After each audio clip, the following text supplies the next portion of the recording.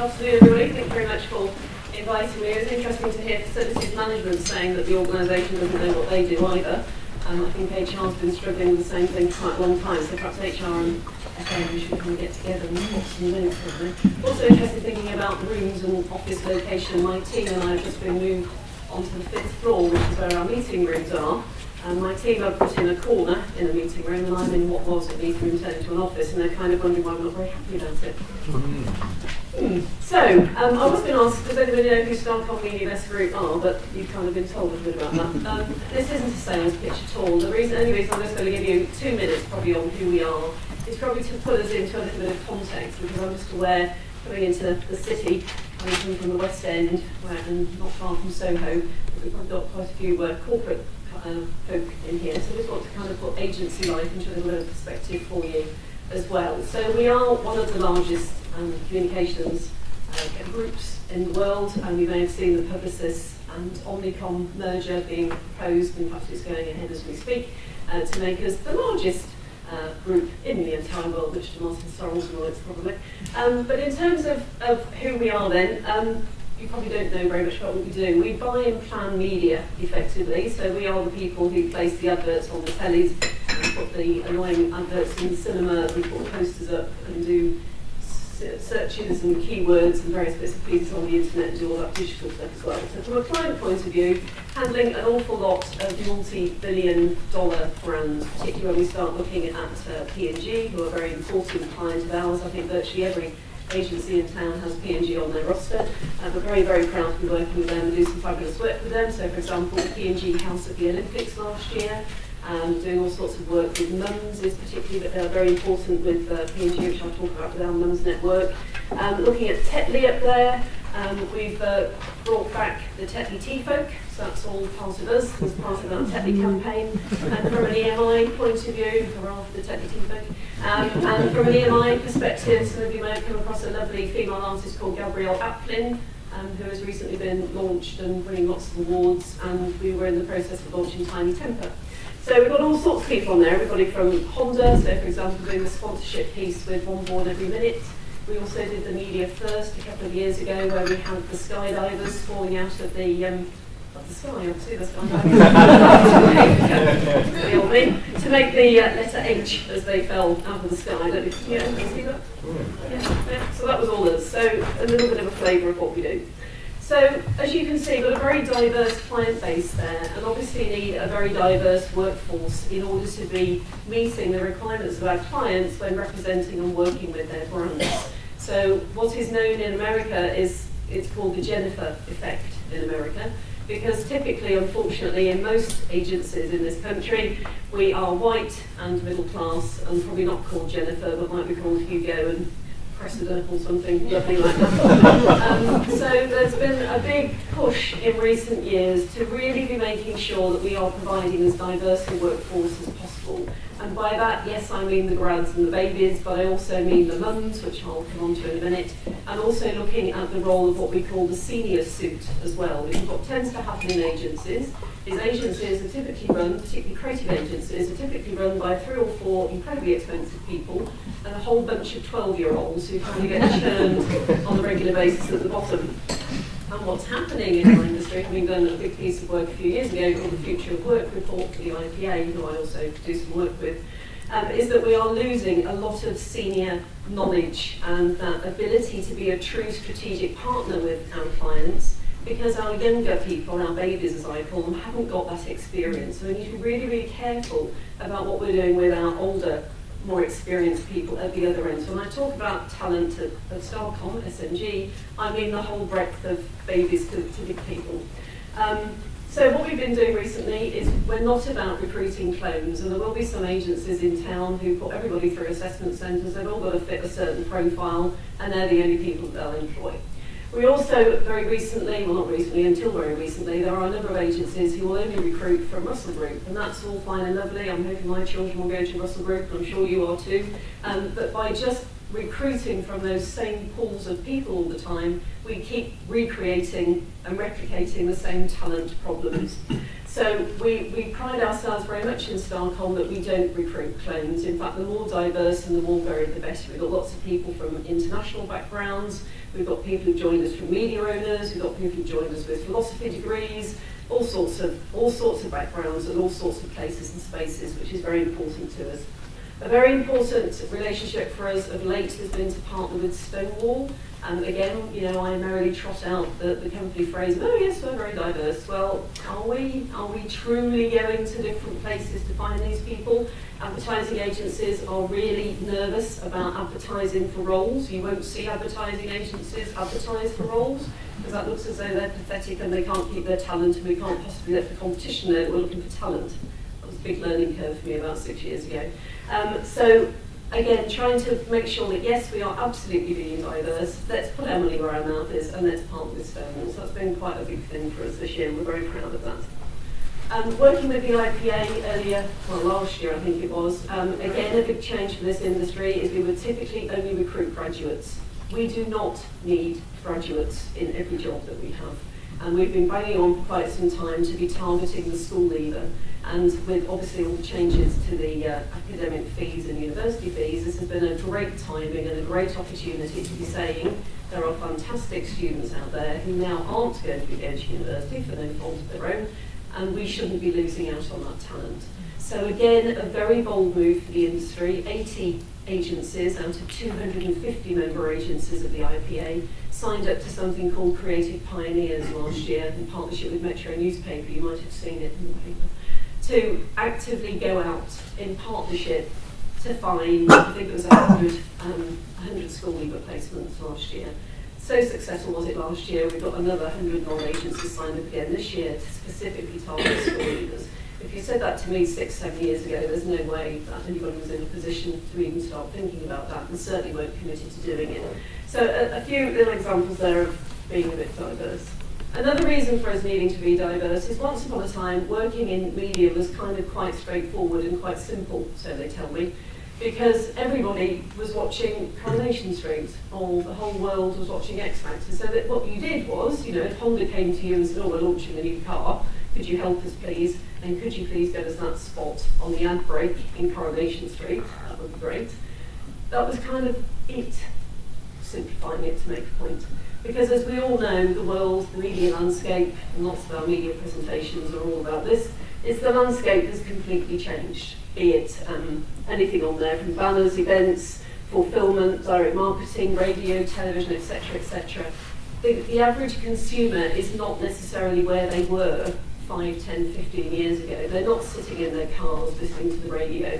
We're not all watching the same television programmes at the same time. We've now got AOD coming in and all these different changes, so it makes the job of our agency much more difficult to work out where the consumer is and how best to be targeting them at any given moment in time, especially when we're all sitting with our tablets, our iPads, our telly, etc. All this multi-screening is really quite difficult for us. So, I've just been asked this afternoon just to give you a few headlines of what we've been doing with our talent, which I think makes us stand out a little bit from the crowd, certainly in my land of advertising. We are very proud to be 3 times now in the Sunday Times Top 100. Anybody else in here in the Sunday Times Top 100? Yeah. Please be nice to your HR people at the moment, because they will be working their way through some horribly lengthy written submission, which is what I'm doing at the minute to fulfil the deadline, I think, of a week on Friday.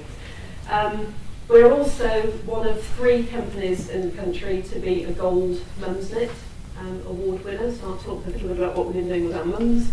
And also from an industry point of view, the Institute of Practitioners Advertising, we are now 4 times a gold winner, which is made as a platinum winner in terms of what we deliver from a learning and development point of view. We have 500 people in Starcom in London. We have about 1,500 people across Europe. And we deliver in London 500 learning and development workshops each year on a budget of around £160,000.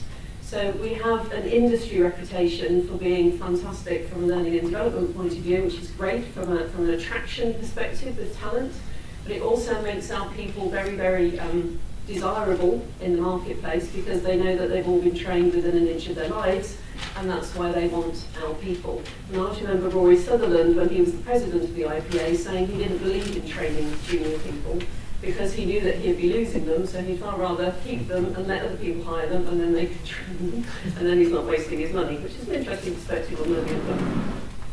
So, a key thing that came out of our Sunday Times feedback last year is the whole area around corporate and social responsibility. And I think, as Jess was saying earlier, it's very much about younger people wanting to know what we're doing in terms of giving something back. And there's a whole piece on the Sunday Times about giving something back. I should say that the average age in the agency is 31. I think I'd probably skew that by about 10 years, if not more. So if you took me out of the equation, they're probably a bit lower than that, age-wise. And we know, because we survey our people regularly and then endlessly to try to make sure that we're targeting all this stuff absolutely right, that CSR is really, really important to them. Last year we did a big London clean-up campaign. We partnered with Procter & Gamble and cleaned up a garden in Acton for the day. So we actually had 400 people turn up over 5 days to prepare this whole garden and build chicken coops and all sorts of bits and pieces, which was great. One big key thing that we do is we partner with a London school in Camden. We've set up their media academy, and we have people who sit as part of that academy, input to the curriculum, deliver part of that curriculum. We've also set up mentors, so we've got our young people in their 20s partnering with A-level students at the school, and fantastic mutual relationship between all of those.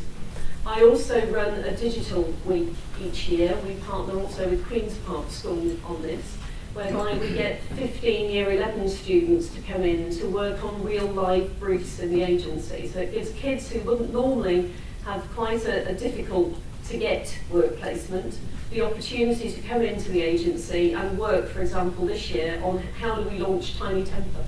I mean, how fantastic, you know, you're 16 years old, you've got the marketing director of EMI wanting your feedback at 4 o'clock in the afternoon to know what you would do to launch Tiny Temper.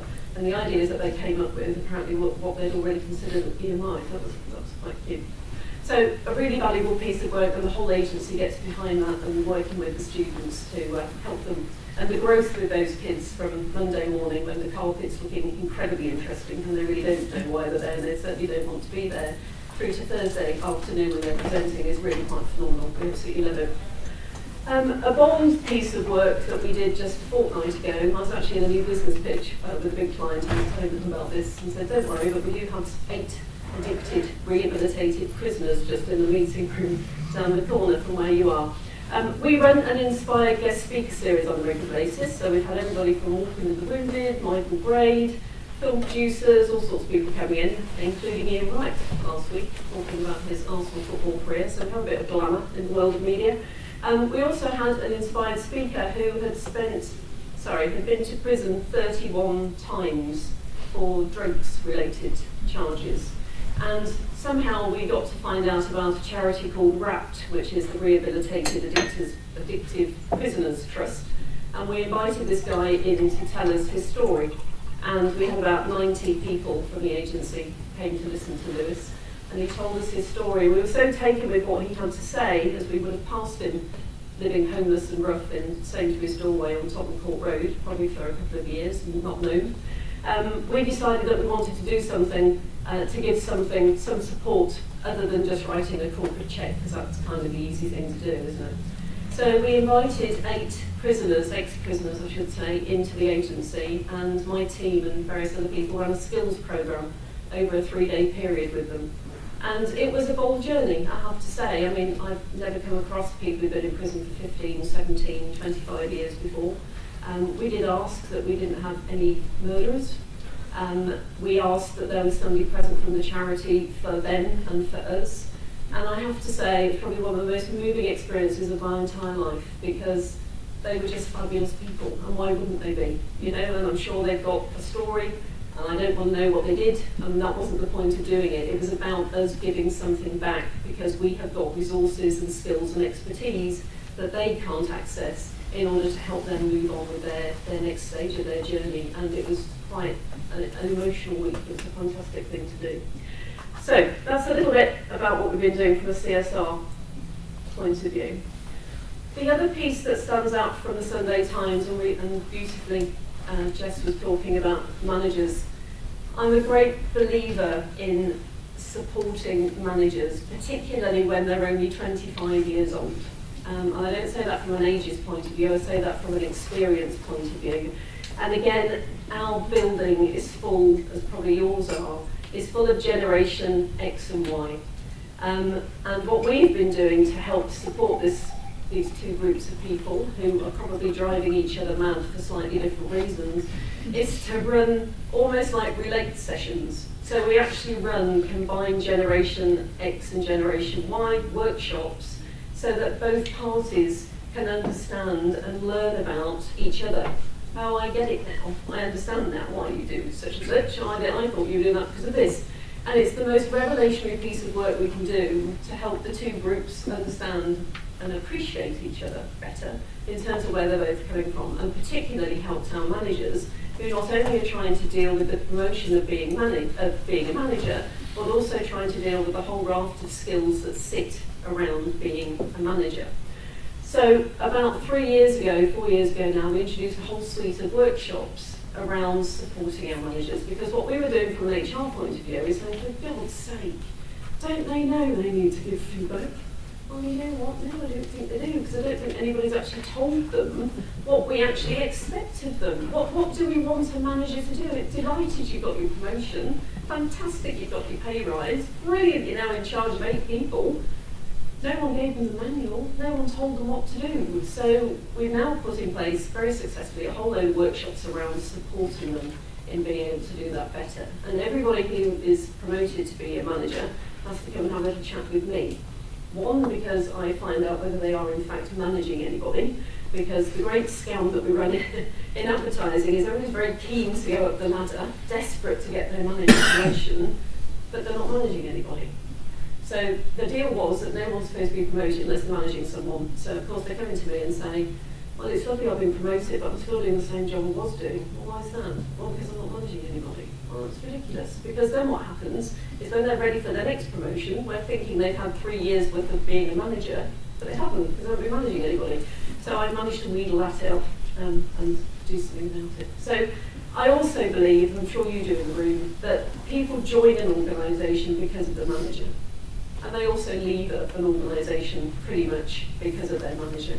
So the more that we can do to be making our people sticky and to be making our people feel engaged, and we've got managers who are aware of the impact of their behaviour on other people, then the greater chance we've got of making our people feel that they are belonging to a team, you know, who understand them, to a manager who's got their back, to a manager who is, as Jess was saying, giving them regular feedback, telling them what their job is, and very importantly, letting them know what they need to do to get promoted.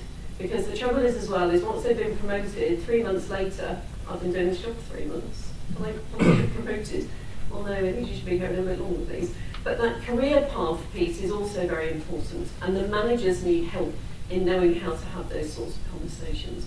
So making people sticky, really, is what we're all about. Building on from that, so the piece of work that also inspires some of our manager work around the happiness piece is a very interesting guy called Sean Core, who is a Harvard business person, and he wrote a very interesting article, if anybody's interested, called The Art of Happiness. And that's very much about the impact of your behaviour on other people, living living gratefully, and mindfulness was part of what he was talking about in all of this.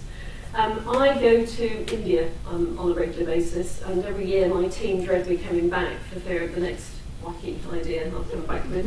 And I sometimes go to a Buddhist monastery as well, and they can kind of tolerate that bit. But I came back from India and said, right, I've decided that's it. I said, we're going to have a Buddhist monk in room 2 on a Tuesday afternoon between 2 and 4, and we're going to see who rocks up. And they said, don't be ridiculous. And I said, but Google do it. Google got a meditation room. We can do it. We can take a meeting room and, stick a monk in there and see what happens at 2 o'clock in the afternoon. I said, no, we've been with you on lots of things and everything is suggested now, but trust me, you are not having a Buddhist monk in room 2. I'm like, okay, well, what can we do then? So we found this fantastic lady called Susan Peacock, if you want to pursue this, who came in and we very gently, and again, I think a message in here for me is around timing. You know, this has been a 6-year journey, some of this stuff. And if I suggested mindfulness 6 years ago, I think I would have been fired. But I launched it with the board over dinner one night and said, right, I've decided the next thing we're going to do is we're going to do mindfulness. And these are the reasons why. Lots of research to support it. Our people are full on, you know, 24 hours a day. You arrive at King's Cross Station in the morning and people start shouting at you about leaving your bags behind and whatever. You know, we just need some help to kind of switch off, recharge, re-energise. Oh God, you only bloody bohemian ideas, After the dinner, 2 of the board members came up to me and said, Liz, I do a lot of sport. I said, okay, I really get that mindfulness thing. It really works, you know, from a sport point of view. Would have been really helpful if you'd said that over dinner, and I'd probably the Mickey taken out of me, so sitting on the mountain with plastics and suggesting they'll go and meditate for 5 years. Anyway, we very carefully introduced it. We had taster sessions, worked with people who were kind of open to these sorts of ideas, and we then did an Inspire Guest Speaker series with it, and we had 80 people sign up for that. 6-week, it's a 6-week, hour-and-a-half programme. And the feedback from it has been quite incredible in terms of people feeling able to manage stuff better, cope with stuff better, being able to declutter their heads better, just by taking 1 minute, 2 minutes, 3 minutes out has just made a huge amount of difference to our people. So we're very, very proud of all of that. And then of course it was brilliant because Ariana Huffington's taken the hold of it, and the third metric, and it's on.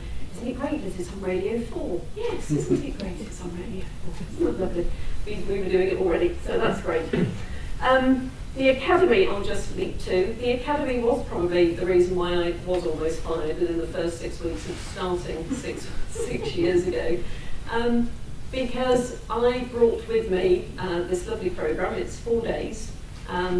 It's true personal development. It's all around attitudes, values, beliefs and behaviours. It's all about taking people out of their comfort zone, or indeed, first of all, identifying where your comfort zone is and then encouraging you to go to the edge of it and pop out of it. Also based on the idea about taking personal responsibility. You know, it's lovely if you keep hopping around jobs and hopping around agencies, which a lot of our people do, unfortunately, but you take you with you. Yeah, so all the things that you're visual about in agency A are probably going to follow you on to agency B, C, D and E because they're probably to do with you. They're probably not to do with anybody else. So if you can understand that when you're 25, 26, 27, then how brilliant is that going to be for you for the rest of your career? And a lot of what we're doing at Starcom is really about leaving a legacy for these people. That's really what makes me happy at work, is seeing these people grow and develop the way that they do. So anyway, we decided to send off a senior group as a bit of a trial on this academy. And you have to remember that 6 years ago, a media agency was probably all about spreadsheets and numbers. They really were spreadsheet jockeys, really. And I come wafting in from a creative agency and say, hey, isn't it lovely? Let's all go off to a yoga retreat in West Sussex. And they kind of look at me a bit odd. Yeah, we're going to do a spin around leadership. It'll be fine if you go. So of course they all go there expecting they're going to have someone who's been up Mount Everest 6 times, who's been a leader. So they get over there, and the phone calls start coming back. They are literally like children at boarding school, ringing Dad up to say, you'll never guess what, you know, we hate it, please can we come home? And they were literally the senior people who have spent a lot of time moaning about, well, if only they would do that, and if only they could do that, and if only they could do the other. No. It's about you taking responsibility as the senior leadership team. They are in a yoga retreat in West Sussex, ringing up for permission to come home. Right?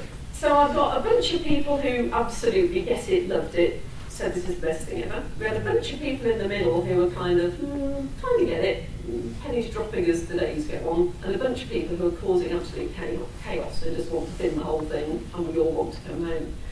And I've got one of these academies due to go out to a yoga retreat in Spain the following week. So I really need this group to come back and say, this was absolutely brilliant, have a wonderful time. And at the minute, I'm expecting all these people to come back and say, I think you should just, bin the EasyJet flights and forget it. It was awful. It was beyond awful. I've never been so scared in my life. Sarah Taylor, who works with me, if she were here now, would say it was the whitest white knuckle ride of her entire career. And we stuck with it. And we stuck with it because I knew it worked, because I'd done it before, and I knew it was the right thing to do. But it would have been so easy to have said, okay, I've not been here very long, and actually, Fiona's probably got a point, and actually it's not quite right, we'll can it. And we didn't can it. And I'm so grateful we didn't can it, because we've since that time put 150 people through the Academy. It is now referred to as, oh yes, the Academy, oh yes, it's a wonderful piece of work. We do that, don't we, Liz? It's all part of our DNA. It is. It almost wasn't, and I was almost fired as a result of it. So I think for any HR folk in the room, of whom I don't think there are any, please be bold, because to achieve some of this stuff, you've really got to stick your neck out. It'd be very, very easy as an HR, learning and development person, not bother any of the things on that slide, actually, and just play it really safe. Let's do a bit of presentation skills, let's have a bit of a feedback appraisal session, and you know what? Let's all stay mediocre together. The worst game to play in the world, and I'm not ever going to play that game. So keep being bold, keep having belief in what you're doing, and just keep pushing it gently and with timing along to get it to where it needs to get to. The feedback from the Academy is absolutely fantastic. I think the best piece of feedback I ever had, two pieces of feedback. One, I had somebody's mother contact me to say, I don't know what you've done, but you've given me my son back. And I had someone at Starcom very early on came to me to say, I thought I'd lost something in my life forever, and I can't thank you enough, but I got it back. And I don't need to know what those things are, but the Academy is all about relationships. So it's about relationships with yourself, relationships with your team, relationships with your client, and relationships in your life generally. That's really what all our lives are all about. And when we ran the first Academy, Starcom was running at 55% labour turnover. And the first group who went to Spain on the first Academy made a pact before they went. They were all about to resign. If the Academy had been a waste of time, they made a pact that they were going to come back and resign. When they came back from the Academy, they made a pact that none of them were ever going to, well, not ever going to leave, but they made a pact that they weren't going to leave. Because the Academy had put trust back into them about the organisation, because we never, ever, ever get any feedback on that Academy, and I don't want any feedback. And they couldn't believe that we trusted them enough to send them to Spain, which is a big deal in agency land to be allowed to travel abroad. But more importantly, no one was checking up or following up on them. And it has such a huge impact on them that one of them said, oh, also I've got to tell you, they weren't bringing their clients back. I don't bring my client back, I don't know what to say to her, she's really difficult to deal with, and I don't know how to deal with conflict, I don't know what to do. So we've got a bunch of people about to resign, 55% labour turnover, and 15 people who are front-facing client people who aren't returning phone calls to clients. This is not a good place to be. They came back from the Academy and they said, oh, I don't know what's happened to my client, and she's completely changed. She's really very nice now. What have I not done? So, the next bit then, female leadership. Again, this is another one that I get criticised for, from women actually, in the agency. And men saying, oh, excuse us, we want that too. But we've identified, as a result of working with the executive coaching company, who do a lot of work in the city coaching women, I think they've coached them like 400 women at Deutsche Bank, to say that there are 5 stages of a woman's career, which I'll quickly flip up for you in a minute. And we have put together a bespoke female leadership programme for our women from 25 to their early 40s to be assisting them with stuff that women typically have some issues around. So it's around how to say no, how to set boundaries, how to deal with conflict, etc. Networking is a big issue for women as well. Very often, having run focus groups at work, young women will say, I want some skills on networking. I don't know how to go into the room. I don't think anybody's going to talk to me. My biggest fear is no one's going to talk to me. And if they do talk to me, I don't think I've got anything of any value to say. So I just don't want to do it. So the girls aren't playing where the boys are, and then the girls are missing out on where they need to be. The other thing that happens with women as well is that women hate the idea of salary negotiations. So men will typically see a salary negotiation conversation like a squash game. It's there to be won. It's there to have a bit of a banter and a bit of a game and whatever. They love it. Bring it on. Send me off to a squash match. I'll show him. I'll beat him. Women would rather eat their, chew on their elbows and eat their teeth than go and have that conversation.